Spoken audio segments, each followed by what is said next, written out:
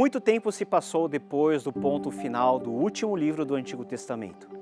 Com Malaquias e a promessa da vinda de um segundo Elias, mais de 4 séculos se passaram. Nesse grande ato temporal, Deus, o Criador e Senhor de Israel, não se revelou de forma verbal a mais ninguém. As profecias cessaram. Foram tempos de silêncio da revelação, mas não da ação de Deus em preparar o mundo para o clímax do enredo, da qual Ele mesmo é o redator e personagem principal. Desde o retorno do povo judeu à terra na Palestina, vários mega-impérios revezaram-se no controle do Antigo Oriente Próximo, palco geográfico mais amplo da história do Antigo Testamento. O final das escrituras hebraicas já mostrara que o Império Neobabilônico deu lugar ao domínio do Império Medo-Persa. Entretanto, algum tempo depois, outra força se levantou, agora do outro lado do mar Mediterrâneo.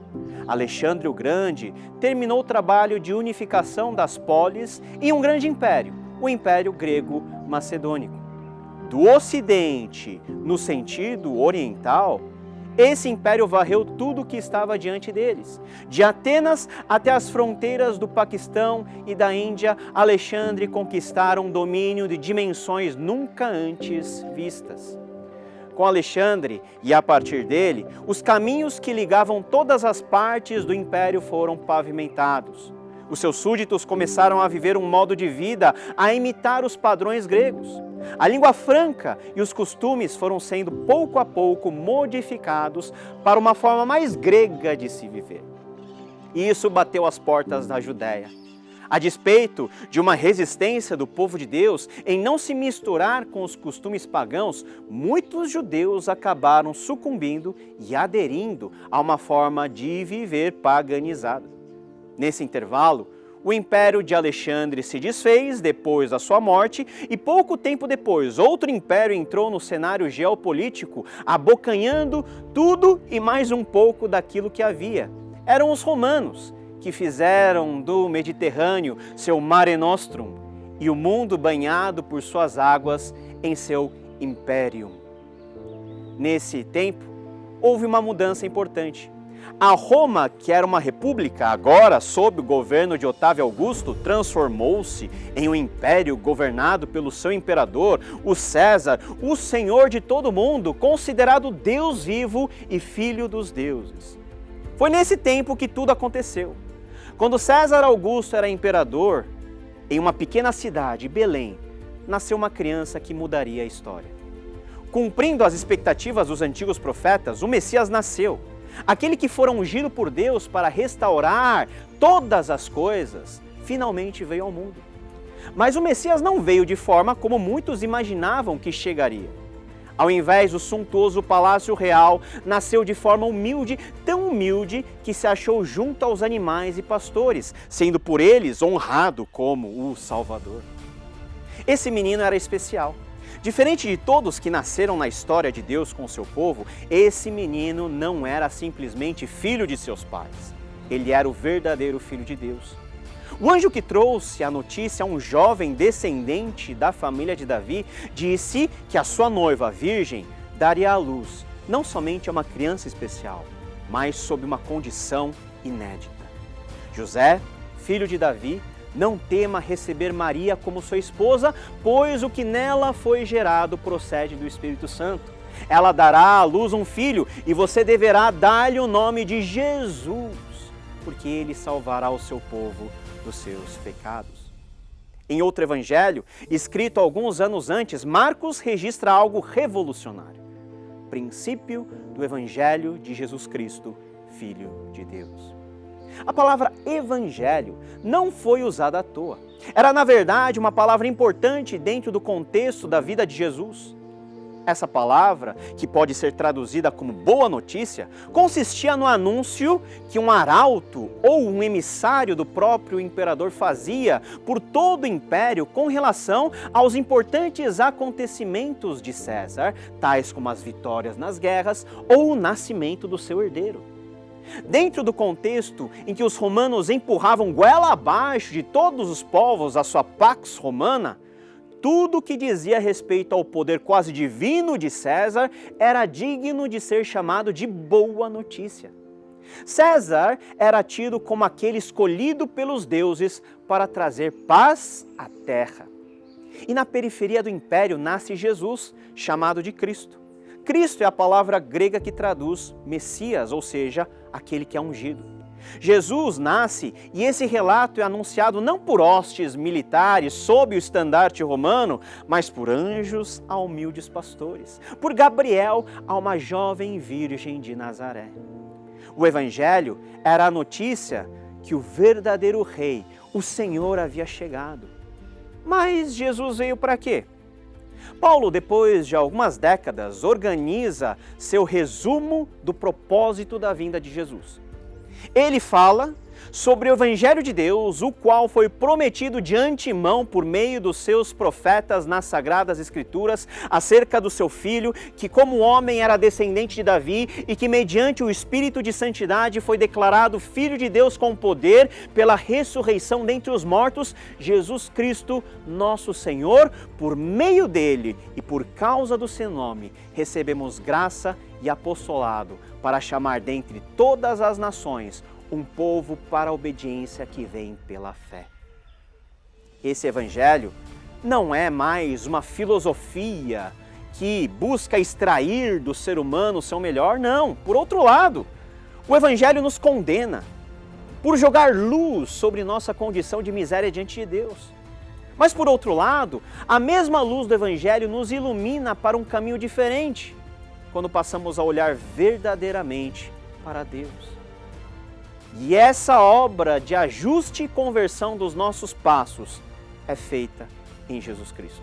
Em Cristo, temos a revelação definitiva do Evangelho de Deus, a saber que Jesus veio ao mundo, morreu pelos nossos pecados na cruz do Calvário, ressuscitou ao terceiro dia, subiu aos céus e chamou um povo que, uma vez justificado pelo seu sangue, fosse obediente à sua vontade e vivesse a experiência mais transformadora de todas, seguir o Senhor Jesus Cristo.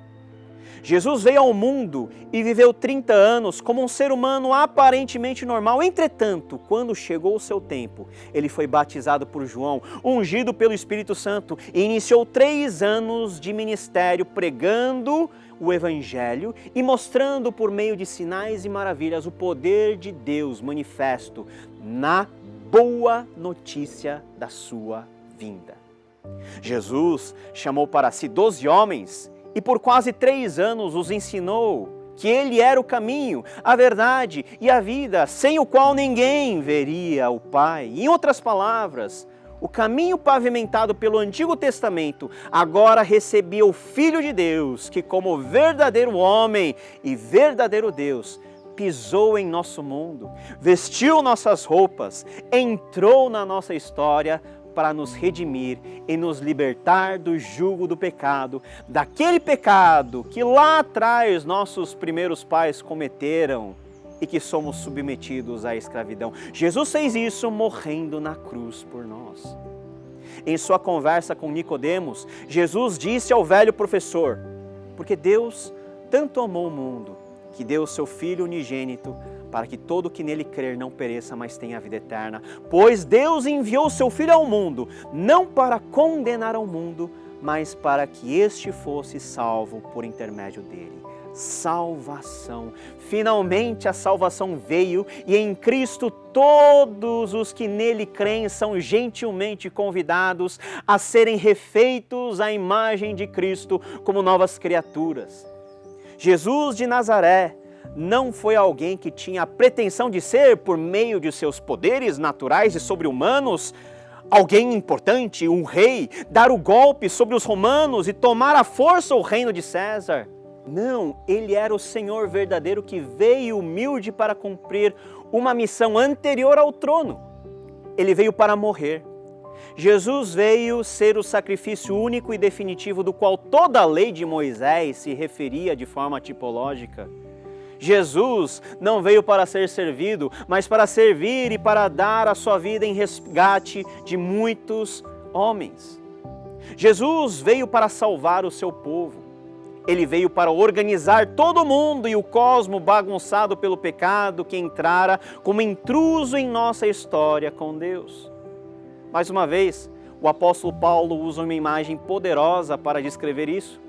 Deus nos revelou o mistério da sua vontade de acordo com o seu bom propósito que Ele estabeleceu em Cristo, isto é, de fazer convergir em Cristo todas as coisas celestiais ou terrenas na dispensação da plenitude dos tempos. Nele fomos também escolhidos, tendo sido predestinados conforme o plano daquele que faz as coisas segundo o propósito da sua vontade, a fim de que nós, os que primeiro esperamos em Cristo, sejamos para o louvor de sua glória. Jesus é o clímax da história de Deus com o ser humano.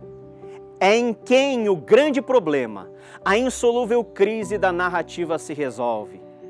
Aquilo que por meio do nosso esforço não poderíamos resolver, ou seja, nosso pecado e a alienação em relação a Deus, Cristo veio assumindo em si nossos pecados e pagando a nossa conta diante do Deus Pai.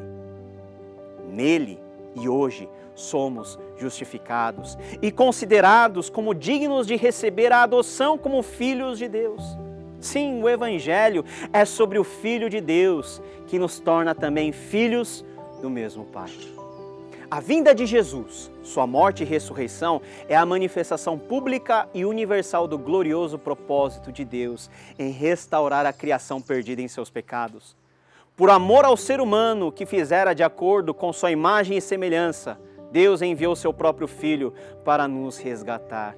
Em Cristo, a história toda se divide no antes e no depois.